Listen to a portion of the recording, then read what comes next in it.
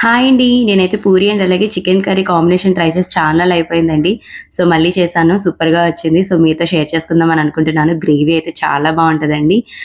Piece సాఫ్ట్‌గా and అలాగే పూరి పొంగి ఎంత వస్తదంటే టేస్ట్ అద్దిరిపోద్దండి. సో, ఒకసారి ట్రై చేసి చూడండి. ప్రాసెస్‌లోకైతే వెళ్ళిపోదాం. 2 పెద్ద సైజు ఉల్లిపాయలు, 3 చిన్న సైజు టమాటోలు అండ్ అలాగే 3 పచ్చిమిరపకాయలు తీసుకోవాలండి. ఆనియన్స్‌ని పొడవుగా కట్ చేసుకోవాలండి. ఆ తర్వాత పచ్చిమిరపకాయలను కూడా మధ్యలో ఘాట్లు పెట్టేసుకోండి. ఇప్పుడు 3 టమాటాలను కూడా వీలైనంత చిన్న ముక్కలుగా కట్ చేసుకోవాలండి. సో, ఇప్పుడు వీటితో కర్రీ వండేద్దాం. వచ్చేసేయండి. ఫస్ట్ పొయ్యి ఆన్ చేసుకొని బాండీ పెట్టేసేయండి. ఇప్పుడు ఇందులో ఒక 3-4 టేబుల్ స్పూన్ వరకు ఆయిల్ వేసుకోవాలి. కట్ చేసుకున్న ఆనియన్స్ అండ్ అలాగే పచ్చిమిర్చిని వేసేసి ఒక 2 నిమిషాలు ఫ్రై చేసుకోవాలి. ఆ తర్వాత ఇందులో తగినంత సాల్ట్ వేసుకొని దాన్ని కూడా ఒక 2 మినిట్స్ ఫ్రై చేసుకున్న తర్వాత ఆనియన్స్ చూడండి కొంచెం బ్రౌనిష్ కలర్‌లో వచ్చాయి కదా! సో, ఇప్పుడైతే నేను ఇందులో కట్ చేసుకున్న టమాటోస్ వేసేసాను.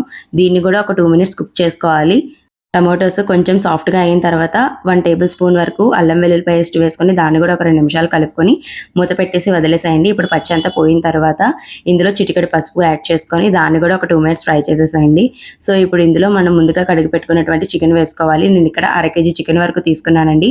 సో, ఇప్పుడు దీని అంతటిని కూడా ఒక నిమిషం పాటు శుభ్రంగా కలిపేసి మూత అయితే పెట్టేసేయండి. ఒక 5 నిమిషాల తర్వాత మూత తీసి చూస్తే ఈ విధంగా వాటర్ రావడం స్టార్ట్ అవుతుంది. మళ్ళీ మూత పెట్టేసి మధ్య మధ్యలో కలుపుకుంటూ ఉండండి. ఇప్పుడు ఇంకొక బౌల్ తీసుకొని అందులో 4-5 టేబుల్ స్పూన్ వరకు పెరుగు యాడ్ చేసుకోవాలండి. ఎక్కడ లంప్స్ లేకుండా ఎగ్ బీటర్‌తో బీట్ చేసేసి 1 టేబుల్ స్పూన్ వరకు కారం వేసుకొని దాన్ని కూడా శుభ్రంగా బీట్ చేసేసేయండి.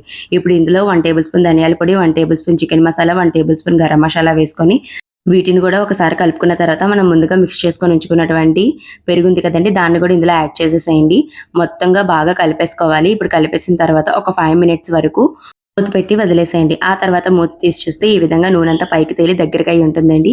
సో, ఇప్పుడు ఇందులో గుప్పెడంతా కొత్తిమీరని కూడా యాడ్ చేసుకోవాలి. దీన్ని కూడా ఒక నిమిషం పాటు కలుపుకున్న తర్వాత మూత పెట్టేసేయడమే. చాలా ఈజీగా అయిపోయింది కదండీ! ఇప్పుడు పూరినైతే చేసేద్దామా?